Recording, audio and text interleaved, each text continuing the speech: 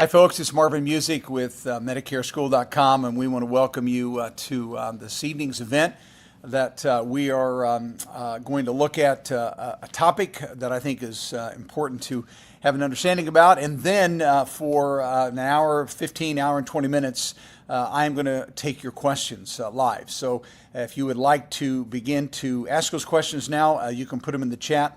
Our producer will be going through those, and I'll try to answer just as many as I can. I normally wear out about an hour and a half later, so I'll try to stick with you for at least that a period of time. Any questions you have about Medicare or Social Security or a combination of either one of those, I am willing to do my best to try to answer those questions for you. As I say always, we appreciate it when you try to be concise with your questions, but don't be so concise that we cannot understand what you're asking. Sometimes people do that and then we can't help you. So again, give us a question that we can fully understand, and grateful to have you with us tonight. A couple things I want to mention, then I'll get into our topic. Number one, if you're new to our group, we'd love to have you join our Facebook group. I know we have well over 50,000 people that are in that group now, and it's a time where people can go on and ask questions and get some expert advice, but also where you can share things that's happened to you, your experience, so that others within the group that are in Medicare can learn from your maybe even mistakes or things that you have experienced. So it's very helpful. Many contribute to the group, and so I'd love to have you be a part of that. And then also, if you're brand new to us, you may not be aware that we have a YouTube channel that we put a lot of time and effort into and love doing it. We have, I think, well over 450 videos right now that are on our YouTube channel. That would be MedicareSchool.com. I've done many of them, but we also have some other great content creators within our company that put together some wonderful material as well. Our company is called MedicareSchool.com. We are Medicare brokers. We write Medicare plans. That's how we pay the bills. We write supplemental plans, advantage plans, drug plans, so we help people with Social Security, as well as retirement decisions in regards to investments. So we are retirement brokers, and we love helping people, but we begin our relationship with all of our clients with education first. We don't like to see people run into a decision hastily. We don't want people to make decisions because they feel pressure. We think that you need to take the time to get an education, a good foundational understanding of Medicare and Social Security, so that when you begin to make those decisions about your coverage, you're going to be happy with those decisions and you're going to be comfortable with the consequences, because we do have to live with the consequences of our choices. And so we want to make sure that you're making the right ones, because sometimes, frankly, some of the decisions we make cannot be reversed. We have to live with those. And if we've made a mistake, there can be penalties and financial difficulties, and all kinds of things happen when people make wrong decisions with Medicare or Social Security. All right, so that really is the kind of the foundation of our company. We're an educational based company where we want to make sure that people have accurate information, thorough information, so they can make the right kind of decisions. All right, that's all I want to say about that. Let's get into the topic tonight, and that is 14 million Medicare beneficiaries skipped this crucial plan. Did you? Well, hopefully you didn't, and as you're getting ready to go on Medicare, I hope that you will not skip this. I think probably many of you know that there are well over today 70 million people that are on Medicare. And so when we talk about 14 million people skipping a plan, we're talking about 1 in 5. That's roughly 20% of all people that are on Medicare today have skipped this particular plan. And that particular plan has to be deal with our prescription drug coverage. You may recall that Medicare is broken up into 4 parts: Part A, B, C, and D. A is our hospital coverage, our inpatient. B is our outpatient and doctor coverage. C would be advantage plans, and D would be prescription drug plans. And 20% of all people that are on Medicare have skipped having a Part D prescription drug coverage. And folks, for the majority of those that have skipped this plan, it is a terrible mistake, a very risky position that people put themselves in by skipping Part D plans. All right, so I want to talk about Part D plans. Part D plans are primarily for medications that we self-administer. All right, so your cholesterol medication, your blood pressure medication, your insulin that you self-administer, that's what Part D plans are all about. Now, when we think about other medications that can be covered by Medicare, there are other parts of Medicare that will cover meds. Part A does. Part A is hospital coverage, but Part A also covers the meds that you receive while you're in an inpatient hospital stay or a skilled nursing stay. So we have Part A that covers meds. Part B also covers meds. Medications that are professionally administered either in a doctor's office or some kind of an outpatient situation, could be chemotherapy. Part B is going to cover those professionally administered type medications. Part B also covers those people that are taking insulin through an insulin pump. The insulin that's going through the pump is covered by Part B. Your covered vaccinations, your shingles shot, any kind of flu shot, pneumonia shot, those are covered also through Part B. So my point is medications can be covered in a variety of ways. A and B will cover them. C plans are called Advantage plans. So they also are going to cover your medications that would be covered by A and B will be also covered by your Advantage plan. But when it comes to our self-administered medications, we have to have a separate plan for that. Now, there's a couple ways in which we can get a Part D plan. If you happen to stay in original Medicare and have a supplemental plan, your Part D plan is going to be a separate plan. It's going to be a standalone plan. It's a plan that you chose based upon the meds that you take and the pharmacy that you would like to get your prescriptions filled. Those are standalone Part D plans for self-administered meds. Now, if you decide to enroll into an Advantage plan, then you have the option to get an Advantage plan that has embedded or included a Part D plan. It's part of the package. So it covers inpatient, outpatient, but as well, it'll cover self-administered prescription drugs. So we call those Medicare Advantage plans MAPDs. Medicare Advantage, that's in and outpatient. PD, of course, for your self-administered prescription drugs. And so my whole point is there's a couple ways in which we can get Part D plans. All right, and so that's what they are, and we know what they cover now for self-administered medications. But what I want to really address as I kind of wrap this topic up is why is it that people would go without a Part D plan? Why would they do so? Well, I'm going to share three reasons with you, and two of the reasons are not good, and one's a good reason, but two of them are not. So let's talk about the wrong reasons why people go without Part D plans. The first one would be because they take no medications. In other words, they're at a point in their life where they're healthy enough where they don't need meds at all. And the rationale is, well, why would I pay a premium for a Part D plan when I take no medications? And so they just go without. Okay, now let me tell you the problem with that. The problem with that thinking is your health could change very quickly. Something could happen. And you would need very expensive medications. And if you don't have a Part D plan, then what's going to happen? Well, you are going to have to self-pay for those meds, which could be very expensive. We have on a regular basis people that are on medications that cost $7,000 a month, $10,000 to $12,000 a month. Had a lady recently that was on a medication that cost her $13,500 a month. And so at one point in time, she didn't need that medication, but a health condition occurred. It happened to be an autoimmune disorder, and now she needs a medication that costs $13,500 a month. So if she made a decision to forego getting a Part D plan because she took no meds, and now that's changed, what happens? Folks, you can't just add a Part D plan when you want one.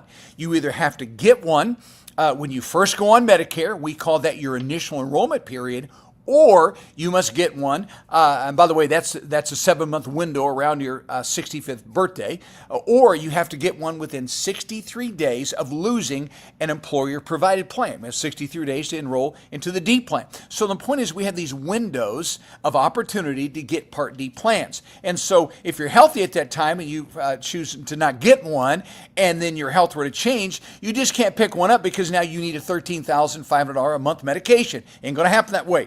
You can pick up Part D plans, but the only time you can do that is during the Medicare open enrollment season, and that is October 15th through December 7th. It's the only time, if you don't have a Part D plan, that you can add one. And so, again, you may not need one now, but you may need one in a few months. So, again, very bad reason to not have a Part D plan would be because you take no meds, because things could change. Another reason, and it's, again, closely related to the first one, but it's because people are taking meds, but they're low cost, very inexpensive medications, probably a few generic meds, and their rationale is, hey, I can actually pay cash, and that will be cheaper than getting a Part D plan and having to paying a copay. So again, the only thing they're looking at is what they're presently taking and the cost of that. They may be, getting a medication where a plan would charge them more than what a GoodRx coupon price would be, or a what's called the single care program, very similar to GoodRx, but it may have a cheaper price with single care. Or they're going through Mark Kuban's group, which is called a Cost Plus RX Drug Company. And again, some of those meds are going to be very low cost and maybe even cheaper for copays than what it would be if you rent it through a plan. What's the problem with that? It, number one, could be true. They could be cheaper. But again, don't look at what you're taking today. You may need an expensive medication. And though I really love GoodRx and Single Care and Cost Plus Drug Company, but they primarily are discounting meds that are generic meds. Now, I know there could be some discounts on your brand names, but as a general rule, they're wonderful for generic medications. But what happens if you need a brand name? Probably not going to get some substantial deal. And so the whole issue is, please, don't look at what you're taking today. Know that something can change, and you could need an expensive medication that's you're not going to get a good coupon for, and now you're going to have to pay full price or go without the medication. And so think about the future. Listen, I have homeowners insurance. I'm glad I do.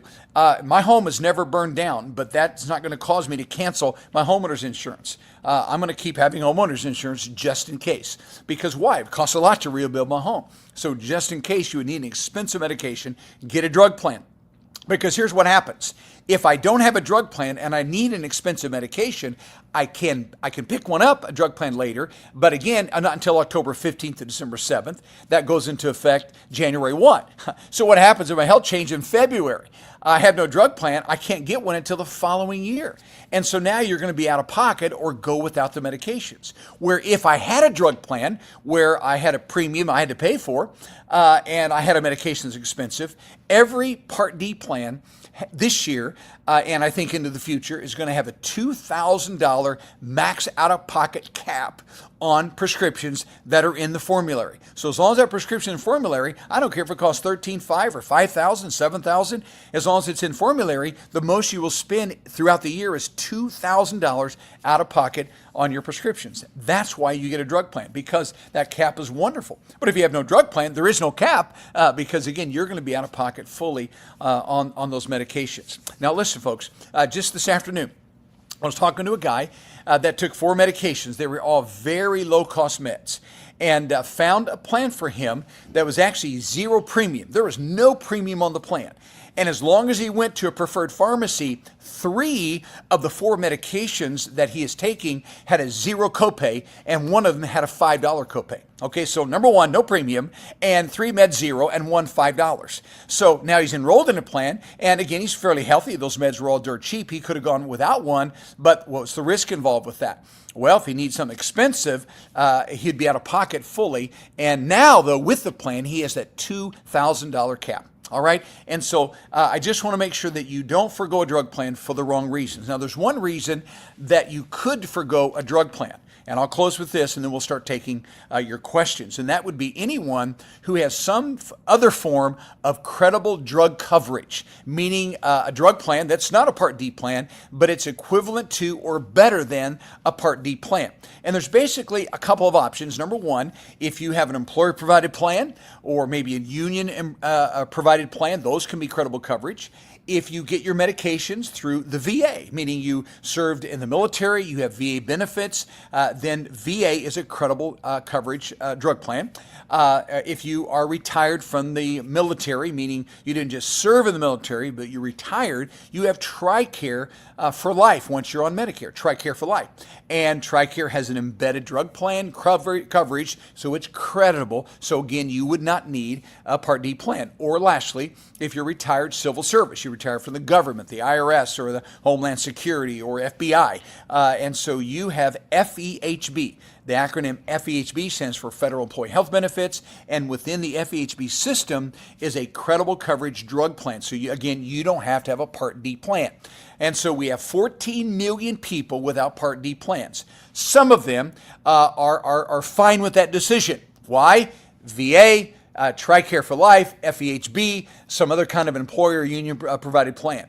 But the others have made a mistake and put themselves in a risky position. Why? Because they didn't want to buy a plan, or they didn't have, they took no meds or very cheap meds, and they have rationally made this decision, I don't need one because of what I'm doing right now. So I hope you see that is a huge mistake. Now, if you made that mistake and you don't have a Part D plan, then I'm going to encourage you later this year, October 15th through December 7th, please pick up a drug plan. And that plan will go into effect January the 1st. So everyone truly needs a drug plan. And again, some of them are very low cost. If you get a Medicare Advantage plan, it's embedded at no cost. So again, it's not going to break the bank for you to get rid of that risk of having some kind of a medication that's very expensive and you do not have a Part D plan to cover it at that $2,000 cap. All right, so I hope that's helpful. If you have any questions further beyond that, then we'll certainly take those this evening. All right, Daniel, who's our producer, is with me in our studio, and we're going to start taking your questions. So, Daniel, I am ready. All right, Todd, I just signed up in May and selected United Healthcare because they have predominance of the Florida market and average increases were minimal. June's rates jump up over 11%, which was completely unexpected. Todd, let me say this. Am I able to switch providers without medical underwriting? So go back to his date again, his date one more time. Was in May. So, you're fine. If you would like to, because you're still within that 6-month window of your Part B date, which I'm assuming is May 1, so you have all of May, June, July, August, September, October to still enroll into another supplemental plan. And I would say to you, Todd, I wouldn't fault you for at least looking at what other companies are doing, but I want you to know the majority of the carriers have gone up. I know UHC went up, but the others have as well. So be sure to make that comparison well. UHC, I think, has been a very stable company for the long haul. We find a lot of people that have been with UHC and they're in their low 80s are very happy with the stability of their rates over that long term. Again, we're brokers. We write for UHC, we write for Aetna, we write for Humana, and we write for Mutual of Omaha, we write for Cigna. So we write for all these companies. So I'm not promoting one over another, but I can say historically, United Healthcare has proven to be a very stable company. Right now, in the med sub market, things have been going up. Medical inflation has been a reality now for the last several years. There's been a lot of use of medical services since COVID. Many people kind of deferred services during the COVID time, and now that's changed. And then also just high use. Medical loss ratios have really increased with all the Medicare plans. All right, so it's not uncommon right now to see some of those increases, but I think eventually we should see some stability. All right, thanks for the question, Todd. Let's keep going, Daniel. Okay, that's all right. Okay, JR, what documents do I need to bring to the SSI office to sign up for Medicare Part B? Well, JR, it just depends on when you're coming into Medicare.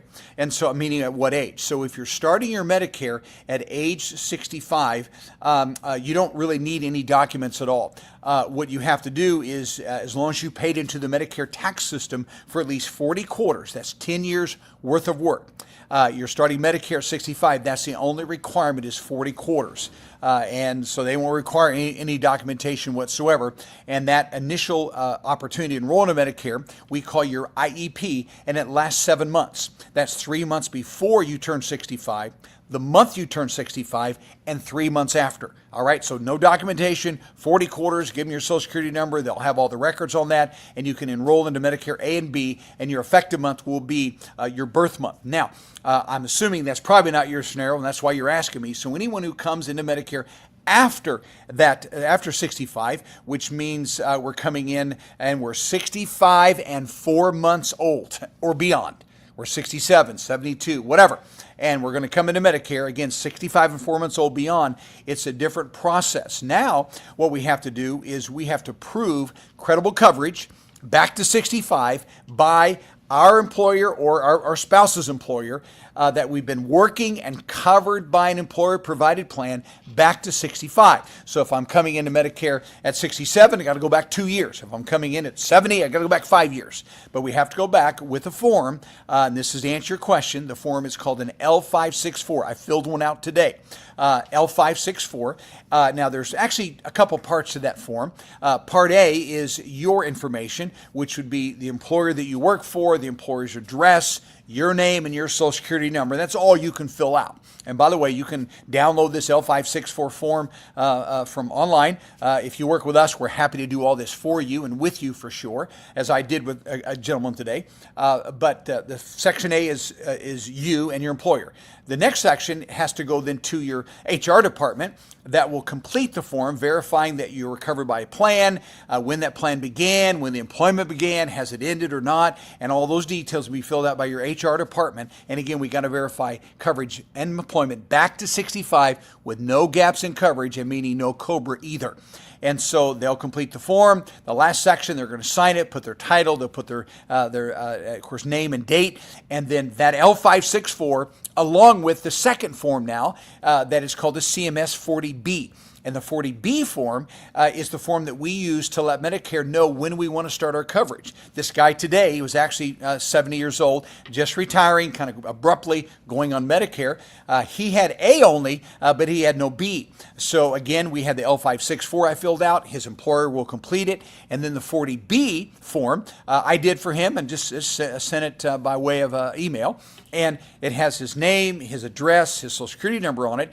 And then at the very bottom of the form is a place where he'll sign it. And then I typed in, please begin my Medicare Part B, June 1, 2025. So that's the purpose of the Part B form, to basically raise your hand to say, hey, I'm over 65, I'm coming into Medicare, I'm eligible for an SEP, and this is when I want to begin my Medicare coverage. So that's the date you're going to put in there, is when you want to begin it. So the L564 and the CMS 40B will go to your local Social Security office. Now, if possible, it's best to drop those off. I would put them in an envelope. I'd make copies of your own, put them in an envelope, go to the Social Security office locally if there's one close enough, and there's usually a guard at the door. You don't need an appointment. You just need to simply give that paperwork to the guard. That'll get it to the office there, and they will enroll you into Part B. It's very, very seamless. Now, let me give you a word of caution.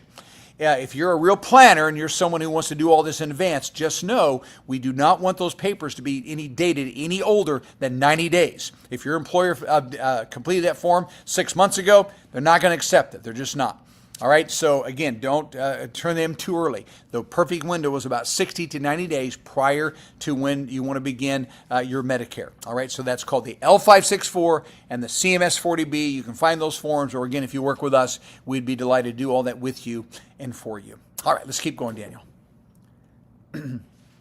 All right, Rod, does it make sense to have my wife on an Advantage plan because she is more healthy than me, and for me to be on a plan N I would likely not qualify for underwriting request? Okay, well, Rod, I think it's fine if you decide to do that. I do. I want you all to know, as our audience, is that we write Medicare supplemental plans and Medicare Advantage plans. But before we make a decision about that, you have to know, Rod, that your system and her system are going to be different.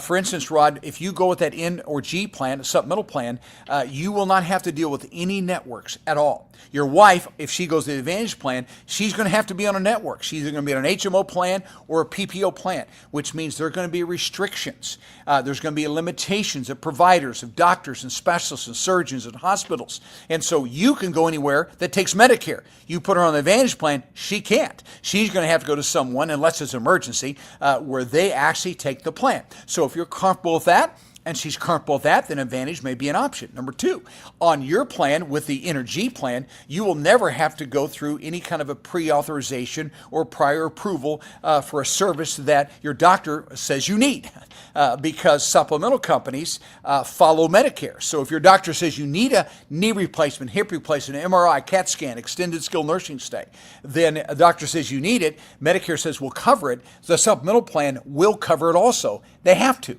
They follow Medicare. But if your wife goes on the Advantage plan and she needs an MRI or a CAT scan or a knee replacement or hip surgery or extended skilled nursing stay or something that's expensive, then just because doctor says she needs it doesn't mean she's going to get it. The insurance company must agree and approve before that service is going to be covered. Now, frankly, the majority of times they're going to, but I will tell you there's plenty of times where they don't. They may delay the service. They may say, doc says you need a knee replacement. We want you to go to therapy first. Doc says you need an MRI. Well, we're not going to cover that just yet. We want you to X, okay? We've had people who needed hip replacements, full hip replacement. Advantage Plan said, no, you're going to get a rod only. That's all we're paying. And so those are the kind of issues that your wife is going to have to deal with. And so again, I know you're saying she's healthy, but hey, that could change very abruptly. I've seen it plenty of times before. That can change quickly. Now she has to live with networks, pre-authorizations, and another issue, and I'll stop with this one, and that is the permanency of the policy. Your Energy plan that you go with will be permanent. It's lifetime tied to you. The only thing that can change is the premium, and they will change. They'll go up like everything goes up. But that policy is yours forever. You pay the premium, it can never be canceled. The Advantage plans are not forever. They're actually for 1 calendar year at a time. They're not really tied to you. They're tied to a geographical area called a service area. And if you move out of that service area, you're going to have to get a different Advantage plan. And so you may have a doctor that takes a plan this year that doesn't next year. A hospital you want to go to takes it this year, but not next year. So my point is, folks, Advantage plans are very fluid. They're not permanent for sure. They're 1 year at a time, and they can change. Last year we had one large Advantage carrier that pulled 10% of their plans off the market. Okay, and they're just gone. And those Advantage companies have the right to do that because Medicare has given them that right. All right, so you just have to decide how you want your coverage to look. Now, I think you're smart in knowing that, hey, once you're on an Advantage plan, in order to get off of it, you're going to have to medically qualify. So if you know you can't do that, I would not take that risk. So for her, if she takes an Advantage plan, just know if she stays on an Advantage plan 12 months or more, she is going to have to medically qualify to get off of that. And again, I'm just trying to share with you the characteristics of the differences between these plans because you'll have to live with that choice. All right. Great question, Rod. All right, Cindy, does Social Security automatically take out federal and or state taxes in Connecticut, or do we have to tell Social Security to take out the taxes? Yeah, Social Security will not take out taxes without you filling out a form. There's a form you have to fill out, and they'll give you the option. I think it's like 10, 12, 20%. They have little boxes you can check, or you can put other. And so otherwise, your check is going to be gross unless you tell them to take taxes out. Now, I don't think they're going to take out state tax. I've never heard of that before. So again, that's something that if you want to, pay quarterly or something, you can do so. But federal taxes will be taken out of Social Security checks if you ask them to do that. All right. Otherwise, okay, very good. Daniel just Google it. It's called a W-4V. So Google that W-4V form and fill it out. It's very simple to fill out, and then get it to your local office. Again, you can drop it off. And folks, by the way, you can also mail in or fax in. If I were doing that, I would do both. I would mail in and fax in. So my fax, I'd follow up with a hard copy mailed with maybe a sticky note saying I faxed this in, but I'm sending a hard copy to make sure you got it. Or if I mailed it in, I probably would also fax it in just to make sure that they get it. I mean, plenty of times when people just mailed in or only faxed in and it did not get processed. So that's why we prefer, if possible, people actually to drop those off at your local office. All right, great question. Let's keep going. Bruce, I don't want to drop my employer-paid COBRA when I get a supplemental plan to still use vision, dental, drug benefits. Is there any problem in just using Part B plus sup without COBRA as tertiary? Okay, very good. All right, so it is fine to do that. I'm assuming you're saying that, Bruce, because your COBRA must be paid for, because I know there's no way you would keep a COBRA policy for just vision dental, because you can pick those up for $50, $60 a month and have wonderful coverage. So I'm assuming it's definitely paid for. So no, you do not have to drop it. So what you'll do is this. When you go to the doctor, I'm talking about a medical doctor, hospital, or whatever. You'll use your A and B card and your supplemental card to those providers. And then when you go to your doc, or if you want to go get eyewear that Medicare is not going to cover, or you want to get an eye exam, then you would just simply give them your COBRA insurance card for sure. So if there's something that Medicare is not going to cover, which would be dental and vision, then again, you're going to use COBRA. But everything else, you're going to use your A and B with your supplemental plan. Now, I want to clarify something. When I say there's something that Medicare will not cover, vision, there's only 2 items, and that's it, because Medicare and your supplemental plan provides awesome coverage for vision. The only thing original Medicare won't cover, therefore your supp will not cover, will be eye exams for eyewear and eyewear itself. Got it? No contact lens, no glasses unless it's after cataract surgery. And so just know you already have great coverage for vision other than those 2 items, eyewear and exams for eyewear. Of course, dental you don't have with Medicare at all unless it's major, cancer stuff. But otherwise, it's good then to use that for dental and vision, no problem. And then once that COBRA expires, which sometimes goes 18 months, sometimes 36 months, depending on the situation, then you can pick up a dental vision plan. Okay, let's keep going. Just a moment, I'm having a connection issue. All right. My computer for some reason is not connected. All right, folks, if you can hear me, I hope you still can. We're going to keep with this, but right now our producer's having some internet issues. Can they hear me?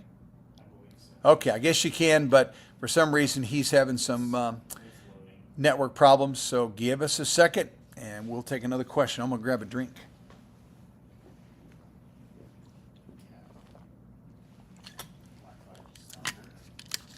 Yours is working. Mine's working. I can see it. All right, let's go here. All right, while Daniel's working on that, I want to let you all know that every Monday, 5 o'clock Central Time, I do what we call Medicare Monday, a little bit different format than this. We take a topic and really dig a little deeper into the topic and then allow you to chat in your questions. So if you've never been a participant in that, it's called Medicare Monday.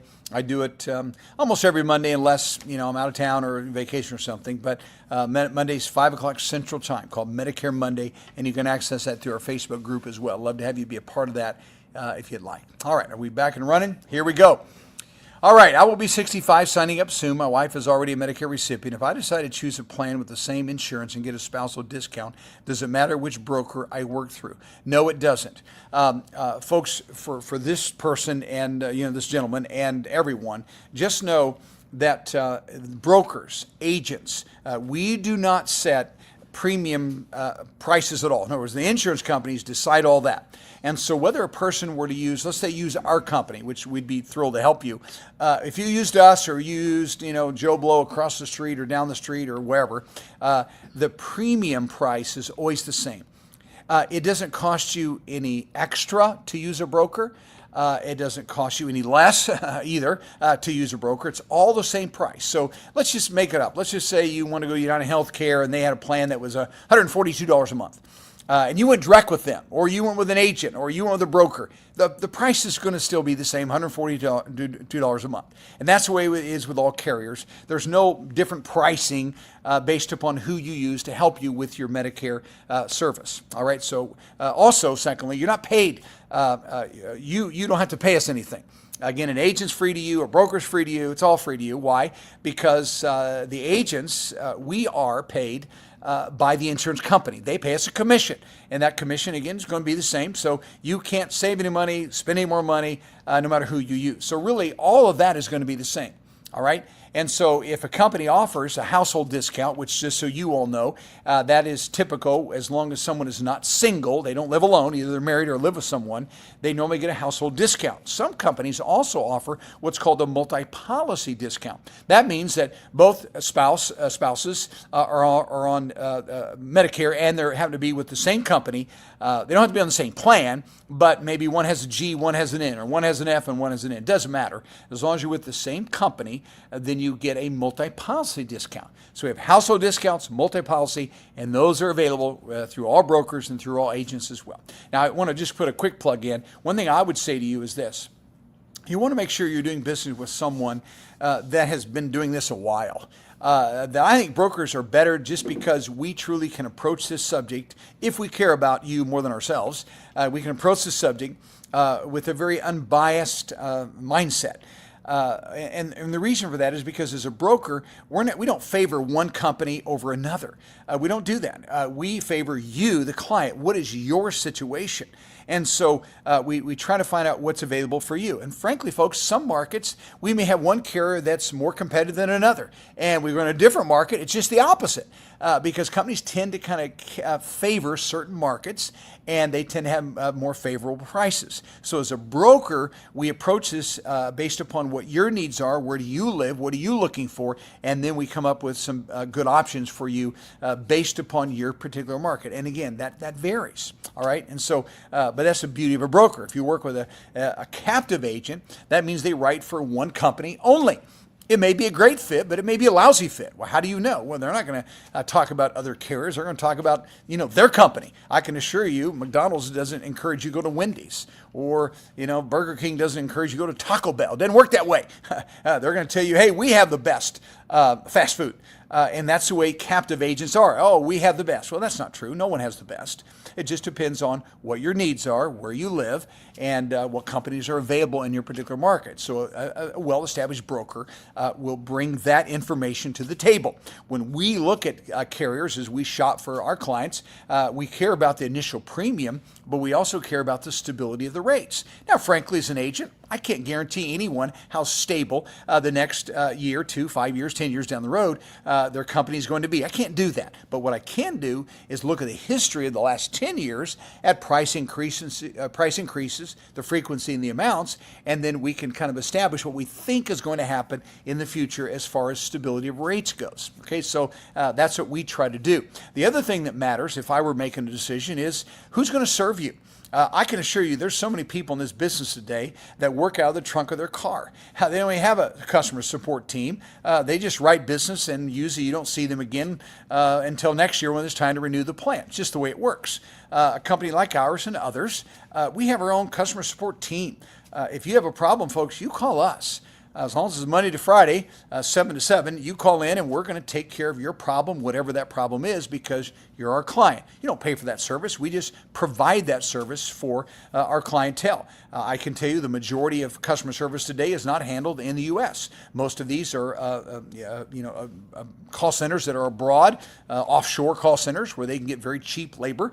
And that's unfortunate because many times we cannot understand them and they don't understand us, and sometimes I don't think they understand Medicare. So a company like ours, we're going to have our own customer support team to take care of our clients, and it's just a wonderful advantage with us, and there's no cost for that. Okay, so that's what you got to look at. Premium's all the same.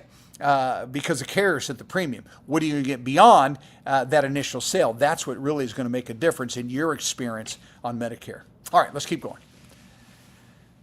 All righty, I turned 65 in September. I want to choose a Medigap Plan G carrier whose premiums won't go significantly up. How do I get a history of past premiums for Plan G? Okay, call us. Bridget, please. There'd be no pressure to make a decision, but we'd love to be your broker. But part of that experience with our company, all of our agents, will go back and look at the stability of the rates of those carriers and have a discussion with you about that decision, because it is important for sure.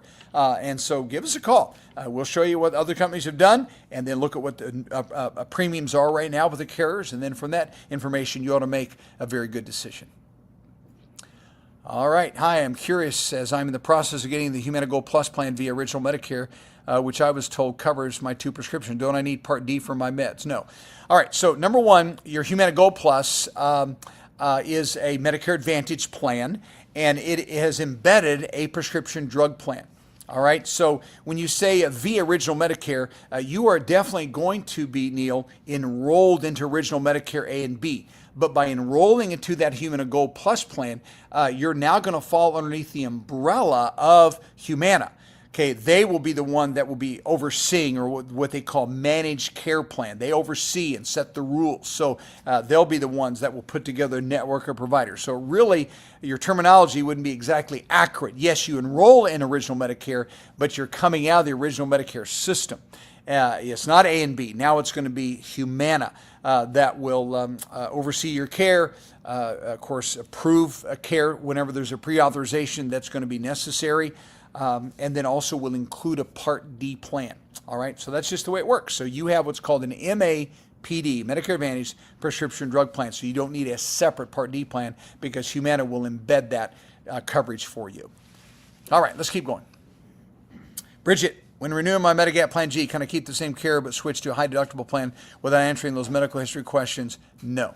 No. If you decide to switch to a high deductible plan, at least I've never seen it before, whenever you change plans, even if you went from a regular G to a high G, I believe you'd have to go through medical underwriting. Now, if there's some company out there that's offering some kind of a switch to that, I've just simply have never heard of it. Now, there are some companies that offer a high G. You start off with a high G, that then in year 2, you can move to a regular G with no underwriting. I know that exists. That's called an innovative G. And so just remember, if you go with a high G, you are responsible for that deductible right now, a little bit shy of $3,000 a year. So Medicare pays, but your supplemental plan does not pay anything until you've reached that deductible of $3,000. So if you happen to reach it, $3,000 divided by 12 is $250. So you paid your premium, small though it is, plus that average of $250 a month if you include that deductible if you ever meet that. And then if you do start with a high G, unless you have an innovative G, then you are going to have to medically qualify to get off that G plan, off that high G to a regular G. Okay, hope that helps, Bridget. All right, Darlene, what if I have a Part D now with no monthly payment, but something changes with my medicines? You cannot possibly know what meds you will need. And that's exactly right. Well, Darlene, listen, just today, I helped a guy on a zero premium plan. He took 4 meds. I told you 3 were zero copay, 1 was $5. Zero premium plan. And that's the plan that he is going to be enrolled in. And that's a very good option. So what would happen then if a medication was not in formulary? Well, the way it works is this. His doctor or even himself, he could actually apply for what is called a formulary exception. So if it's not in formulary and it's a medication you need and there's a reason you need it and doctor says you need it, then you ask for the plan to actually add that medication to your formulary for the rest of the plan year.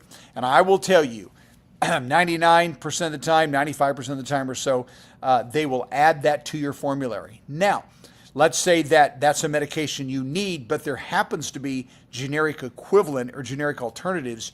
You may have to try those other lower cost meds if you haven't yet before they'll fill that expensive brand name. But again, they'll probably cover it if you need it.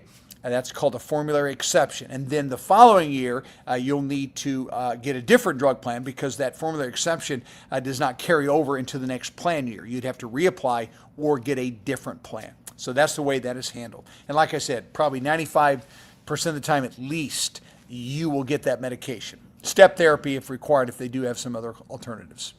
All right, let's keep going. All right, I have heard that ACE is no longer accepting subscribers for their Part G plan. Is that true?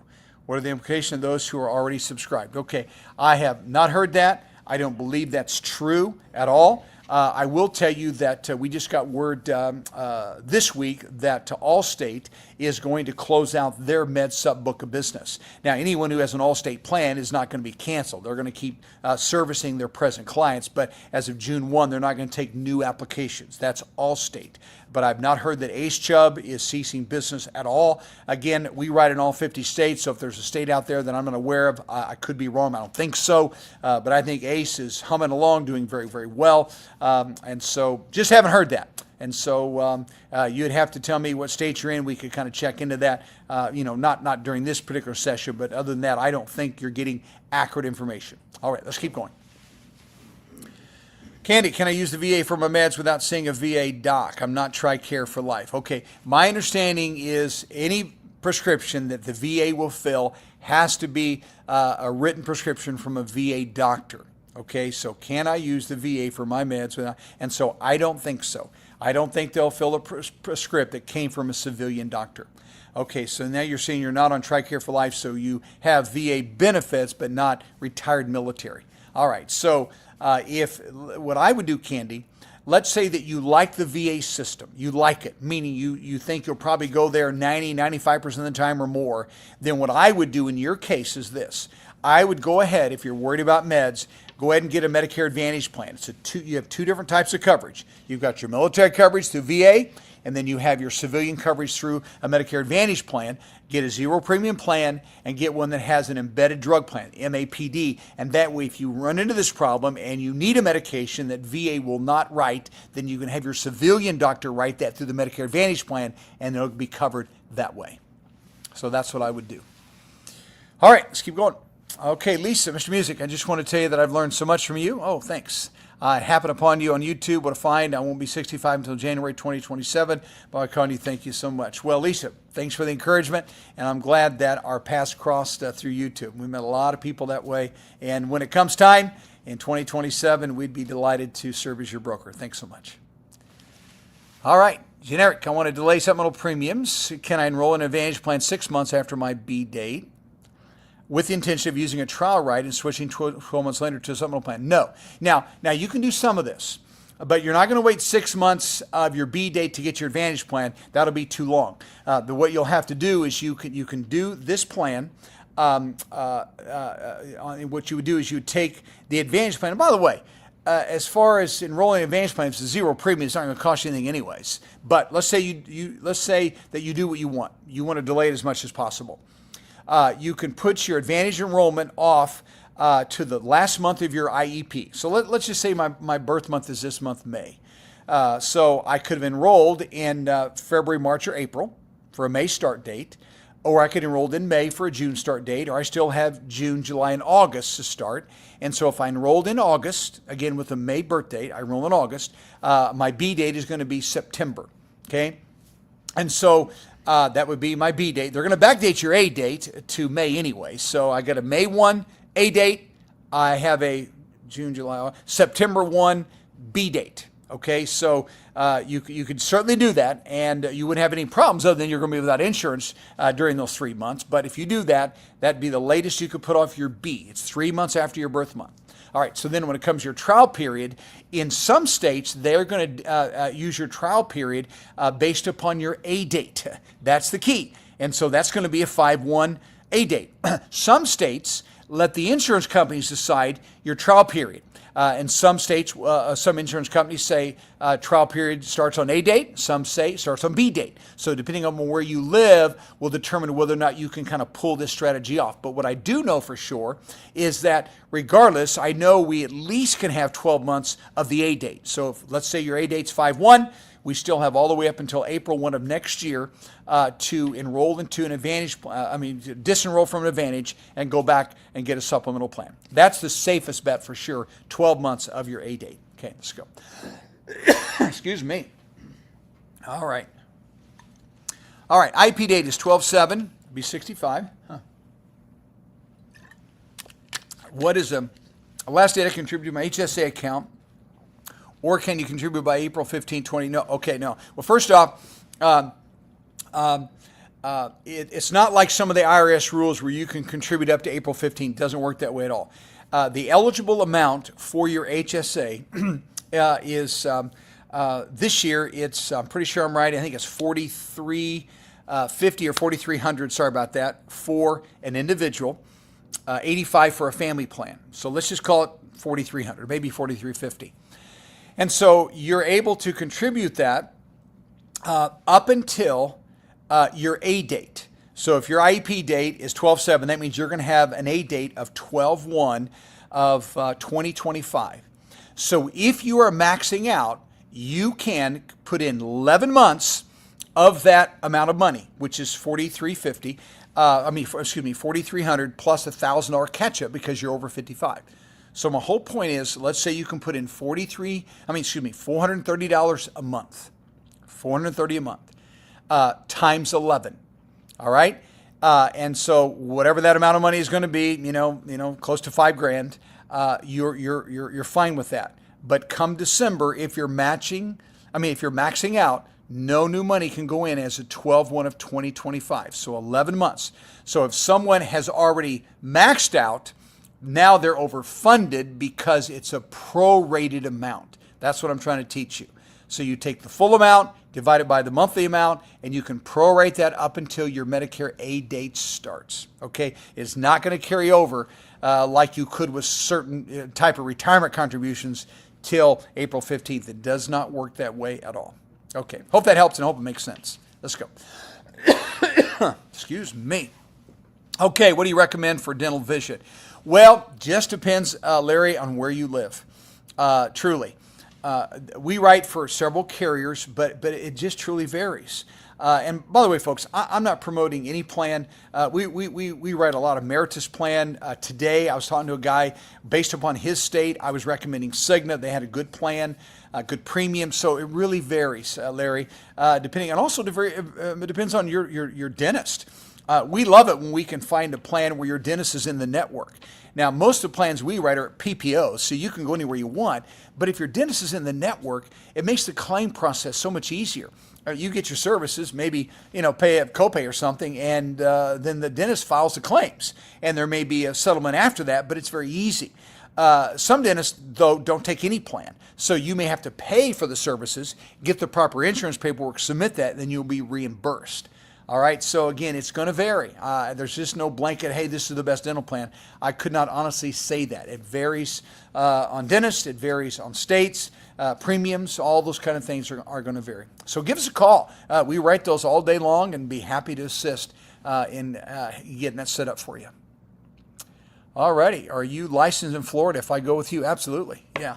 In fact, Florida would be one of our top 5 states in the country, where we are lots of business in Florida for sure. Of course, a lot of seniors down there, but it's a big market for us. So anything you want in Florida, we can help you with, and be delighted to do it. All righty, let's keep going, Daniel.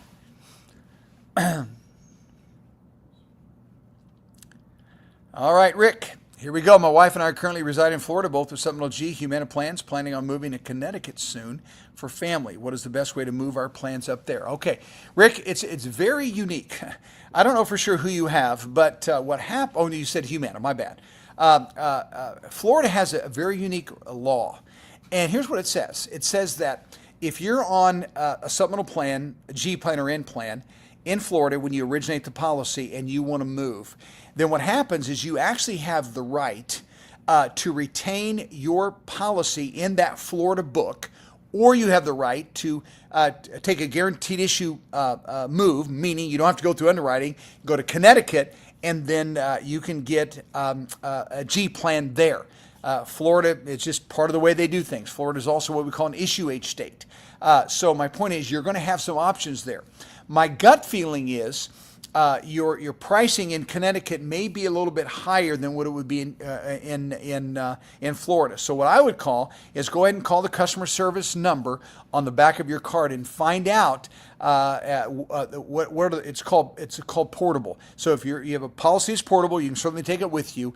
Ask them what the price point will be. Will it be Florida pricing or will it be Connecticut pricing? And again, I think you get to pick and choose. So if Florida's cheaper than Connecticut, I think you're going to get to keep that. Otherwise, if Connecticut's cheaper, again, you can reverse that. But call Humana. They'll know the rules. They're the ones that wrote that original plan, and they'll tell you exactly what is going on. Now, listen, another thing you could do, Rick, if you all are healthy and you decided, hey, the rates are still a bit too high, you may want to look at like an N plan in Connecticut.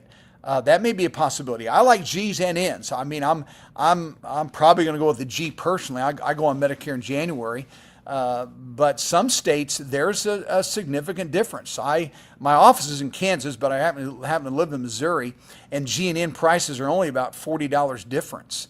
And so for $40 a month, I'm not going to take on the risk of excess or have some copays. But some states, it's $100 difference. Well, that's a bigger deal. So the point is, I think people are fine going G or N, but sometimes when there's a substantial price difference, then I like the N plan. So that may be something you also could consider. Can you move to that? Now, I know in Connecticut you can, because Connecticut, there's no underwriting at all. It's a year-round open enrollment season. New York, Connecticut, Vermont. I'm pretty sure I'm quoting that right, but the point is still check into that to see if you can pick up an N plan if that makes more sense for you as well. You would be responsible for excess, so that may be concerning to you, and you would have some copays. But again, I would evaluate that as an option as well. Thanks for the question, Rick. Let's keep going, Daniel. All right. Appreciate all the insights for Medicare. Do I need to provide my Social Security number when I call Medicare School for Assistance in Enrollment? Well, it just depends. Okay, and here's why. Some carriers, let's say you haven't yet applied for Medicare and we're ready to go ahead and get things moving, then yes, we would need your Social Security number. But if you don't want to provide that, that's fine. We can go ahead and apply for Medicare and just use your Medicare number only whenever that comes. But a lot of carriers, not a lot, that's not true. Some carriers want both. So it just depends on who you decide to go with and actually the status of where your enrollment lies. To know if we're going to need that or not, okay? And so if you don't want to give that, that's no problem. There's usually a workaround. It just may take a little extra time to do that, all right? So that's the way it works. Let's keep going. All right, retired military, 100% VA disability, TRICARE for life. Do I need Medicare Advantage plan? Well, do you need it? No, you don't. But I would tell you that many that are in your situation, Brian, are taking Advantage plans, but it's very unique. And that is, if you do anything, again, what you have right now is awesome. But there are some people in your shoes that would do what is called an MA only plan. MA only plan. Now, if you do nothing other than A and B and TRICARE, what's going to happen is TRICARE will coordinate with Medicare. And as you probably know, there still will be some out-of-pocket expenses with TRICARE. I think the maximum this year is $3,000. Okay, so that's A and B with TRICARE. You get your prescriptions through TRICARE, and you have some minimal out-of-pocket expenses for TRICARE. So A and B coordinating with TRICARE. The other option you have is to enroll into an MA-only plan, Medicare Advantage only. It does not include prescription drugs. You'll continue to get your prescription drugs either through the VA or through TRICARE. But when it comes to your medical, you actually then, if it's not VA, but you're going to go to a civilian hospital, then what would happen is TRICARE will coordinate with the Medicare Advantage plan. So my point is TRICARE will coordinate with A and B, or will coordinate with that MA-only plan, Medicare Advantage-only plan. So why would some veterans do this? There's two reasons. Number one, it's not a permanent decision. If you don't like this system, you can go back any year during Medicare open enrollment. So that's one reason. The second reason is because there are some fairly nice perks that come along with a Medicare Advantage only plan. The first one is you can get a sizable reduction in your Part B premium. Most people this year are paying $185 a month for Part B. If they're high income, they pay more. But those MA only plans give you a credit. And I've seen them as high as $150, $175 a month. So it almost makes your Part B negligible, zero, almost. So that's nice. Plus, TRICARE is not going to cover you for any kind of dental, no gym membership, none of the perks that come on with the Advantage plan. So if we have our MA-only plan, we have those perks that we get to use, plus a reduction in your Part B. And TRICARE is happy to coordinate with the Advantage plan. You'll still have very little out-of-pocket for sure. So I like that system, and it's not permanent. You can always go back. You say, I don't like this system during open enrollment season, go right back to A and B with TRICARE, and you're fine to do that. No implications whatsoever. So that's a good option. We write those plans all the time called MA-only plans. Give us a call. Brian will help you if you'd like. All right. Okay, gang, I'm going to stick with you, but I'm going to sit down now. Okay, my back's starting to hurt, so Danny, if you don't mind moving me. I had a terrible back, and I've been standing for an hour, and I just got to sit.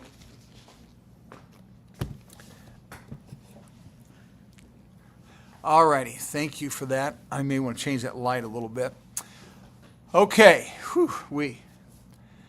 I just struggle with back for some reason, but it's painful. All righty. What's next? Rose, I'm going to be traveling extensively in the U.S. Which state might be best for my home base on minimum? Oh, boy. Okay. For my home base on minimum Social Security retirement. Oh, boy. I just can't answer the question. Why don't you try to Google that? Your Medicare costs are going to be the same for sure. Now, if you're talking about supplemental plans, then I would say your southern states, really southeast part of the country, southwest, are going to be lower. Now, Florida would not, but Arizona has very good rates. South Carolina, North Carolina, Alabama, Mississippi, all that whole corridor down there, Louisiana, the South has lower med sup rates.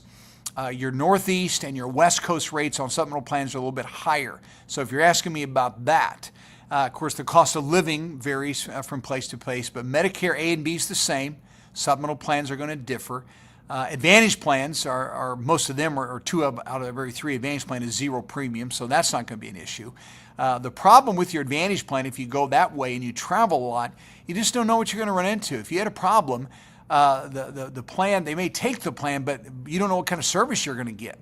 So I wouldn't do that. If I'm traveling a lot, I'm getting A and B, I'm getting a supplemental plan. So if you have an option based upon your address, that's what I would do.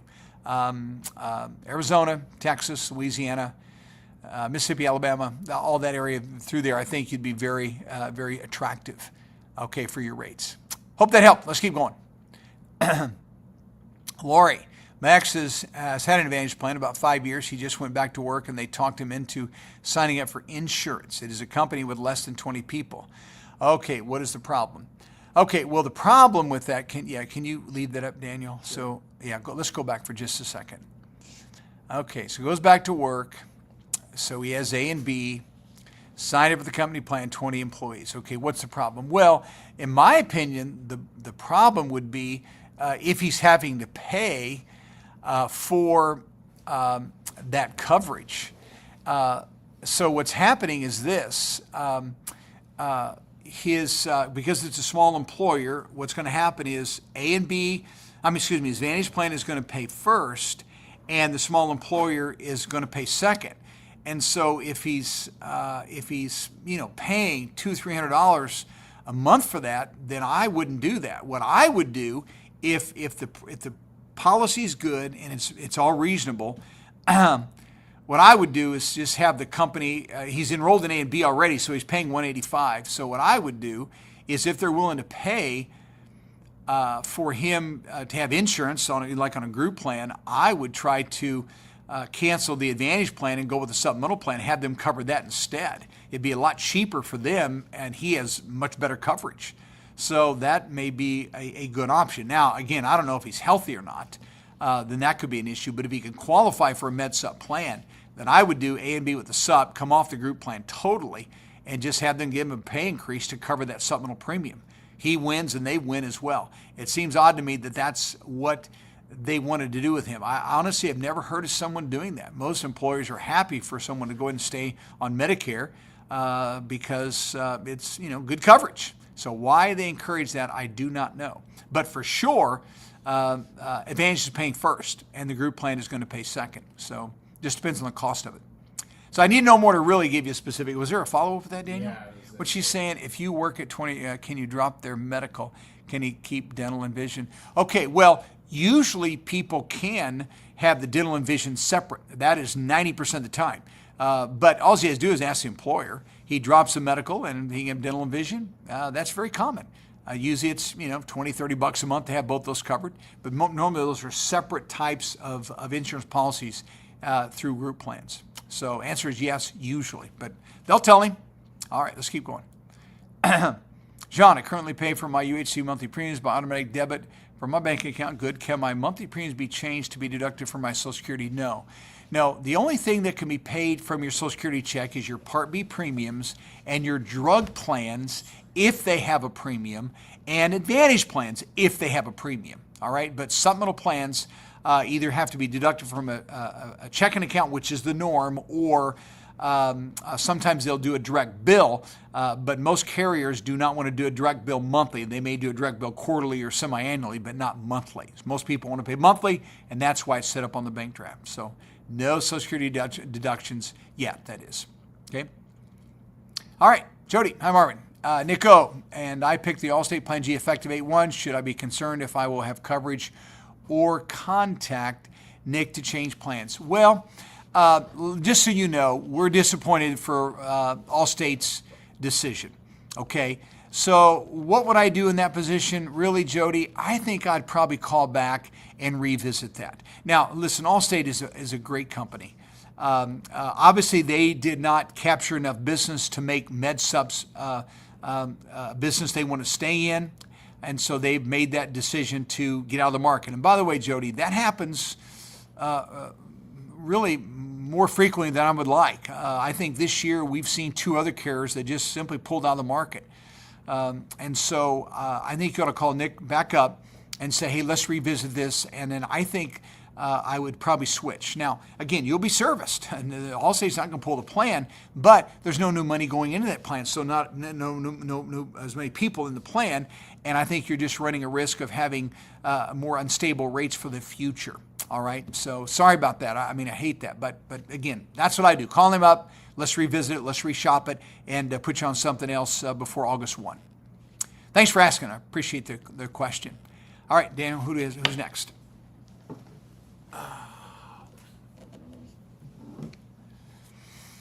Okay, does Medicare B require wellness exams? They don't require it. They offer it, but they don't require that at all. Wellness exam, basically what happens, folks, when you first go on Medicare, you have a welcome to Medicare visit, and which is a little bit more extensive than a wellness exam, not much more. And then after 12 months of being on Medicare, then you qualify for these wellness exams, which again is basically height, weight, blood pressure, check, make sure you're on the right meds, and a few questions. So it's definitely not a full physical at all. But if during that time the doc sees something that he or she's not comfortable with, or you're having a problem, then again they can order some testing and different things, and that would be more diagnostic, medically necessary instead of preventive. All right, but it's not required. All right, how do I drop Plan B? Okay, well, if you want to drop Plan B, there's two ways to do it. If you're new to Medicare and you were automatically enrolled into Medicare A and B because of Social Security, when the Medicare card comes, you just turn it over. On the back side, they give you the option to disenroll from Part B. And at the top of the card, it'll say, I do not want medical insurance. Medical is called Part B. Hospital is A, medical is B. So if you are on Social Security, you cannot drop A, but you can drop B. So you would check the box on the back of the Medicare card, send it back into Medicare, and they'll drop off B, and they'll send you back a new card that says Medicare A only. That's one way. The second way is there's a form called a 1763, CMS 1763, and you can fill that form out and get it to your local Social Security office. Now, the way that's done is you'd put your Medicare number in there, and you'll tell them that you want to drop Part B. And again, they may call that medical insurance, and then you can just say, let's say if you want to drop it effective 6/1, you just put in the date you want to drop it 6/1, and then you tell them the reason. Now listen, the only reason you would do this is because you or your spouse are still working and you're covered by an employer-provided plan that has 20 employees on the payroll or more, okay? And if that doesn't describe you, then please don't drop Part B. You're making a mistake. But as long as you or your spouse working, have a group plan, 20 or more employees on the payroll, it is fine to do that. And if it's a good group plan, I would encourage you to do that. Mail the card back in, fill out the 1763, and have A only until you lose that plan in the future. Now remember, once you drop Part B, never go without active employment or active insurance. And I don't mean COBRA. COBRA didn't qualify, because what you're going to do in the future is you're going to come into Medicare using a special enrollment period, SEP. And in order to qualify for an SEP, we have to have continuous coverage, no gaps, credible, employer plans only, back to age 65. As long as we can prove that, then you will be just fine. All right? But not COBRA after 65. All right. Mary, I read that Medicare does a look back of 6 months for the HSA from the first of the month of your birthday. From what I'm hearing, that is not true. Well, that's not exactly, okay, you're right. That's not true. Now, what you've heard and what people, when people talk about 6 months, what happens is when you enroll into Medicare and you don't do it, let's say at 65, let's say we do it at 67, and let's say you don't have A, you don't have B, and you enroll into Medicare at 67. From the date that you enrolled into Medicare, not when you wanted your Medicare to start, but when you initiated the enrollment paperwork, usually 2 or 3 months before you retire. From that date, they backdate your A date 6 months. So from the enrollment date, they're going to backdate 6 months. As they backdate, they do not go back any longer than 6 months, nor will they backdate it prior to 64. Okay, so they go back to 65 or back 6 months, whatever is first. All right, so that's what that means. So the point is here, if you decide to continue to work, you or your spouse, and you're contributing to an HSA, it is fine to do so. But what you have to do is once you kind of know when you're going to retire, you'll probably enroll 2 or 3 months in advance. Then you want to be mindful that 6 months prior to that date, there should have been no new money going into your HSA. Now, if you're putting in $50 a month or $100 a month, probably no big deal. But if you're maxing out, that's a big deal, because if you're maxing out, then that A date is going to matter because you run the risk of overfunding your HSA, which if you don't correct, you can be penalized for that. All right, so hopefully that makes sense. So it's backdating of the A date. Once we have A, no new money should go into our HSA. All right. My wife and I live in Pennsylvania, going with an in-plan with United Healthcare. Does the discount they give you stay with you, or is it just during the initial enrollment? No. Okay, now round number one, we write lots of business for United Healthcare. Their rules vary. They have 2 different types of plan, one United Healthcare, one that's called United Healthcare Insurance Company of America. We call it UHICA. All right, so here's what works. So when you start with UHICA or United Healthcare, they give you what is called an enrollment discount. That varies between 39 to 42%. So what they basically do is they look at someone that's going to be, I think it's 82, 83 years old, and they discount that back 39 to 42%, and that's the rate that you pay from age 65 to age 68.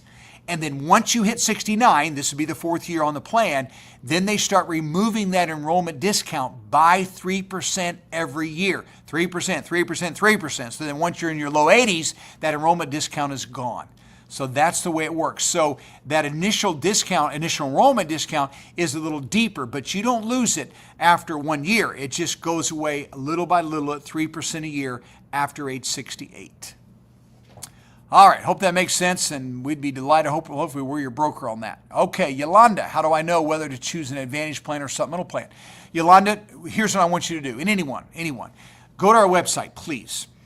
It is MedicareSchool.com, and you will find the opportunity to enroll into a free workshop. It doesn't cost you a penny, and there's no obligation, there's no pressure. It is just me teaching you about Medicare, ins and outs. It's 50 minutes, and I'm telling you, you will get everything that you need to know to really understand the answer to the question you just posed to me, okay? It's very thorough, so please do that. If you want to watch our YouTube channel, lots of information there as well. But I think if you want a concise education, MedicareSchool.com, watch the Essential Workshop. It's all free to you, and you will learn everything you need to, because there are differences. And everyone's different, folks. Some people, the only thing that matters is going to be premium to them. That may be an advantage. Other people say, no, I can afford a little extra. I want to choose my own doctors. Well, you better get a supplemental plan. I never want to have a pre-authorization. You better get a supplemental plan. If you want to pay as you go, get an Advantage plan. But if you don't want to pay as you go and just simply want to pay a premium and pretty well be done, better get a G plan. So the point is, there's different features of those options, but you need a full, thorough understanding of those, and then you'll be able to make that decision. Then after that, you're going to use a broker probably or an agent. Reach out to us, and the agent will kind of confirm what you're thinking and have a little brainstorming session with you to make sure you really fully understand the differences between these two plans, because you have to live with the consequences of this particular choice. So it's a very, very important one. Now, folks, listen to me. The reason agents push Advantage plans is because they pay us twice as much commission, and we get lifetime residual income, okay? So if I cared about me, I would be up here telling you how great Advantage plans are. And for some people, they are great, because some people cannot afford a premium. But if you can afford a premium, a little extra each month, $110 a month, $150 a month, whatever, for a G or N plan, I think you get lots for your money. I like the fact that you can go to any doctor that takes Medicare. I like the fact that the insurance company has no say-so in your medical services. I think that's important. It is your doctor and Medicare that make the decisions. I like the fact that we have a plan that we can never lose. Premium can go up, but as long as I pay my premium, I have that plan for the rest of my life. I like those features. If you want those features, you got to pay a premium for that. But if you say, Marvin, I can't afford that, then get an Advantage plan. It'll still get you from point A to point B. It's still a good insurance. You're going to have to live with networks. And yeah, you're going to have to live with some pre-authorizations, but it's a whole lot better than having A and B by itself. In my opinion, A and B is the terrible option. So Advantage is much, much better than that. Why? At least you have a max out of pocket, some very reasonable copays. It's not going to break the bank. I think subs are still the best if you can afford it, but not everyone can, or not everyone wants to. But the reason agents push them is because truly, folks, they pay us twice the commission. So who wins in the Advantage plan when it comes to you selecting that? The agent does, the insurance company does. And you may if you cannot afford a supplemental plan. But if you can afford a supplemental plan, I don't think you won. I just don't. We win, but you didn't win. And so our approach has been this way for 16 years. We don't chase commissions. 75% of our clients have SUPs, 25% have Advantage.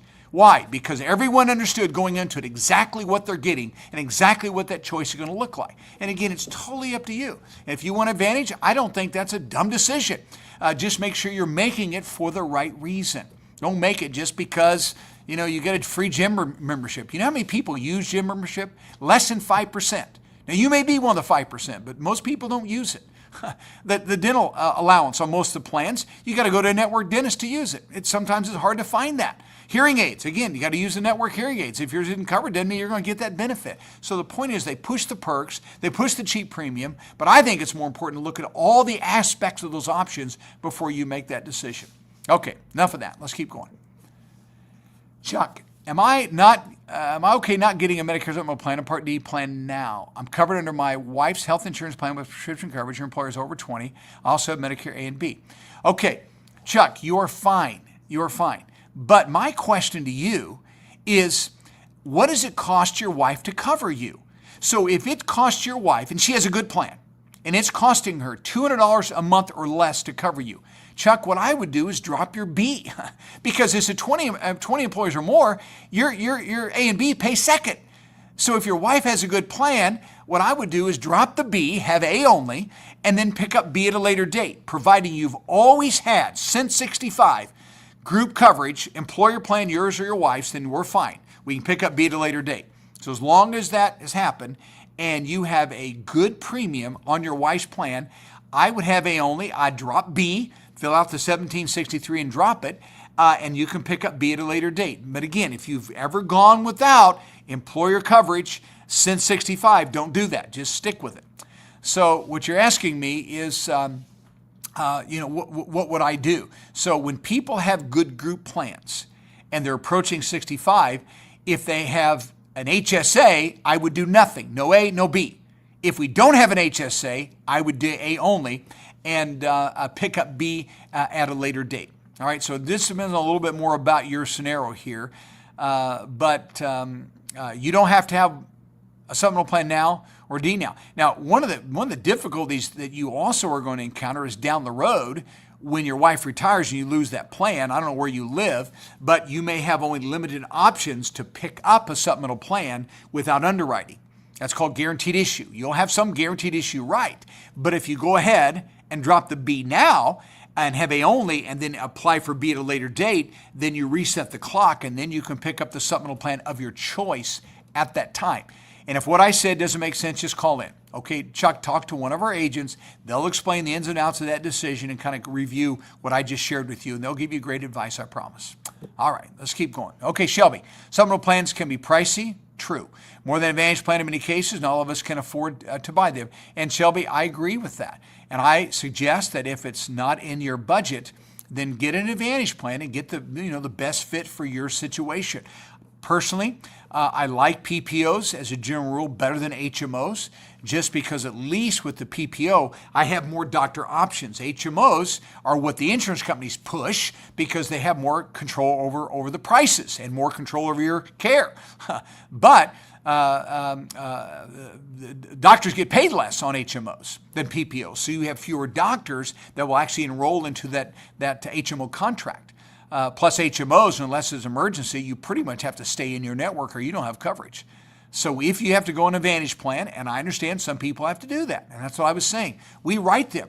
25% of our clients have them, and I'm glad they have them because it was the best fit for them. And so it's fine to do that. Folks, we got to live within our means. I may enjoy driving a Range Rover, but if I can't afford a Range Rover, a Nissan Rogue will be just fine. They're both cars. They'll get me from point A to point B. So we've got to live within our means. And Shelby, I'm glad that you're doing that. I find people that try to get supplemental plans that cannot afford them eventually drop them anyway. So they haven't helped themselves at all. So Advantage plans are fine. They have some consequences, networks, pre-authorizations, all that. But again, if that's what is in the budget, that's what a person should get. All righty, let's keep going. Okay, all plans of the same letter designation are supposed to provide the same benefits. True. However, do some insurers get better reviews than others? That is, do they provide a better customer experience? Okay, that would be, yeah, everything you said is true. If I get a G plan from ABC Insurance Company, XYZ Insurance Company, the coverage is the same. If I have an N plan, no matter who I use, coverage is the same, all right? There's no difference in bills paid, doctors I can go to, nothing. Coverage is identical, all right? So when it comes to reviews, I would say there are, as a general rule, all your big national carriers are going to be pretty similar. I think you'll have a pretty decent experience. Medicare pays quickly. Supplemental plans also pay quickly. One of the reasons some doctors and hospitals don't take Advantage plans or take them and don't like them is because Advantage plans typically have a reputation of being slow pay or low pay, okay? So that's just a fact. So you have to look at why is the review bad? Many times when a person writes a bad review about a supplemental company, it really wasn't the supplemental company's fault. Could have been the doctor's fault or the hospital's fault. They submitted the bill, but they didn't code it correctly. If it's not coded correctly, Medicare is not going to pay, and the supplemental plan is not going to pay. So that's where we see most complaints on supplemental plans, all right? Now, as far as customer experience is concerned, I think it has to do with who's taking care of customer service. Sadly, most companies today are sending all customer service calls overseas. You're going to be in India, China, the Philippines, somewhere else in a call center. That's going to help you. And many times their English is not the best, can't understand them. And I always say, sometimes I don't think they understand Medicare, let alone I can't understand what they're saying. And so you have to decide if that's the experience you want. But again, that's all the carriers. So what we have chosen to do, and other reputable brokers, we have our own customer service team. You don't have to call India, China, Philippines. You call into Overland Park, Kansas, where our home office is, and we will take care of you. English is our first language, and we know Medicare. And we'll bend over backwards to help you. And it doesn't cost you a penny to use our services. So again, that's why I would use a broker if I were you. We'd love for you to use us. It'd be our privilege to serve you. All right, let's keep going. All right, does my doctor have to be on the supplemental network? No. There are no networks with supplemental plans. As long as your doctor takes original Medicare A and B, they have to take your supplemental plan, and they gladly will. A and B pays more than Advantage plans. The supplemental plans follow A and B, so they will gladly take your supplemental plan, okay? All right, next.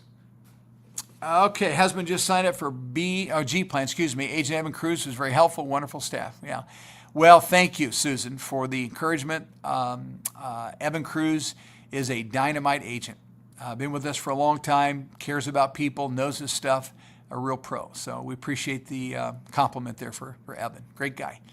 All right, Kathleen, I had an F plan when I signed up. What is the difference in an F plan and G and N? Okay, well, Kathleen, this tells me that you started Medicare before 1/1 of 2020. If you came through disability, I don't know how old you are, but if you came through not disability, then I know you were born before January 1st, 1955, because that's the only way you could be on an F plan. You had to start Medicare before 1/1/2020. All right, so F plan is a full coverage plan. As long as you see Medicare providers and you're getting services that are covered by Medicare, Kathleen, you've never seen a bill other than you got to pay your premium for your Plan F. So if you went with a G plan, you would be responsible for one additional item. Your F plan covers 6 of 6 gaps, so you have full coverage, truly. G is the next most comprehensive to F, and that covers 5 of 6 gaps. So if you went with the G plan, there'd be one gap that would no longer be covered, and that is the Medicare B deductible, the B deductible. This year, that's $257 for the year. Last year, it was $240. It resets every January, goes up a little bit every year. All right, so this year, if you had a G plan, you'd be out of pocket the first $257, and then after that, just like the F plan, full coverage. All right, N plan covers 4 of the 6 gaps. F covers 6 of 6, G covers 5 of 6, N covers 4 of 6. So the N plan will not cover excess charges if and when they occur. Pretty rare, but if it happened and you had an N plan, it's not covered. Excess, that's the extra 15% a doctor can add to the bill. Again, doesn't happen often, less than 5% of the time. But if you had an N plan, had excess, you pay it. G covers it, F covers it, N does not. And then secondly, N has 2 copays. Every time you see a doctor, specialist, any kind of medical provider, $20 copay you're responsible for. And you go to the emergency room, you pay $50. All right, so you can see that's the difference. F covers everything, G covers everything but the B deductible. G covers everything but B deductible excess and 2 copays. The difference in premium between the F and the G is going to vary anywhere from maybe $50 to $100 a month.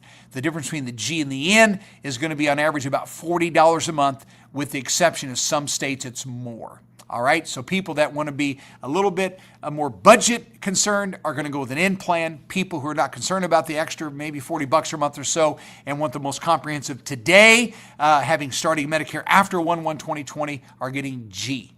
All right, so majority of people today can't get Fs. And by the way, Kathleen, that F plan you have is yours for life. Once we buy any supplemental plan, F, G, or N, it's a lifetime plan, pay the premium. You can never lose it. The insurance company can never cancel it. Only non-payment of premium. All right, hope that helps. Let's keep going. Tim, can retirement health savings plans directly pay Medicare and or supplemental plan? Or is it up to whatever health savings plan documents state? Okay, so I'm assuming you're talking about HSAs. Is that how you're seeing it? I am assuming. Okay, very good. All right, so first off, it is not legal for HSA plans to pay Medicare supplemental premiums, Medicare sup premiums. Now, I know people that do it anyways, okay, just like people, cheat on a lot of things. But officially, your HSA money can pay for lots and lots and lots of things. Any kind of qualified medical expense, there's a list of them, you can Google and find it. They're called qualified medical expenses. I mean, truly lots of things. But Medicare supplemental premiums are not one of them. Now, your Part B premium is. You can reimburse yourself for your Part B premium. So the HSA money cannot go to supplemental plans. And so the way HSAs work, you can use them for your Part B deductible, any copays if you had an N plan, your prescription drug premium, your copays on your drugs. So you can use HSA money for lots of things. But it will not be a direct pay to the Med Sup plan because that's illegal. You can only then be reimbursed because HSA is not going to pay for your Part B, but you can be reimbursed for that Part B premium. Okay? All right, next. How do they determine how much money you will receive from Social Security? I think I heard you say something about 35 quarters. How do you find if you have the 35 and how much you have earned in each of them? Well, okay, so first off, it's 40 quarters. That's 10 years worth of work. That qualifies us for Social Security benefits as well as Medicare. 35 has to do with years. So the way our Social Security benefit is calculated is they take our top 35 years of earnings, whatever those top 35, excuse me. And if you continue to work past 35, then higher earnings years replace lower earnings years. So they take the top 35 years and they apply those when they're calculating our benefit. They apply those to a wage index. So they index those up. Well, why? Because money I made 20 years ago, they need to bring that into real dollars. And so they index them up. So they take top 35 years, apply the index. All the earnings we have from 60 on is just real money, just not indexed. And they take that total dollar number, it's called your lifetime earnings, which usually for most people is going to be a few $1 million. And they divide that by 420 months. That's 35 years. 420 months, and that's called your average index monthly earnings. It's an acronym called AIME, A-I-M-E, average index monthly earnings. They apply that to what's called bin points. I'm not going to teach about that right now, but it's basically percentages of the money that we made, and those bin points are applied to our average monthly index, and that gives us what's called a primary insurance amount, PIA, and that's our benefit at full retirement age. If I take before full retirement age, I lose 6% a year. If I take after full retirement age, my account grows up to age 70 to 8% a year. So that's how it's calculated. By the way, I got lots of stuff on YouTube about it. Be happy to have you view those. A lot of great information through our channel about Social Security. Good question. Let's go. All right. I met the $257 deductible and I'm on the N plan. Good. Dr. Billing is sending me the bills that are in excess of the $20 copay. Is that normal in New York State? Okay. So what's happening here is that, number one, definitely don't pay anything beyond the 20 if you met your 257. So what I would do, Skier, is I would call your supplemental plan and ask them what is going on. They will have a reason. It's pretty rare where they're going to say, well, I'm going to direct you to Medicare. Your supplemental company usually will give you exact, precise answers about what is going on with the claims. So if they acknowledge that you've paid the $257, then they'll say don't pay any bill to the doctor beyond that $20 copay. Okay, so call them.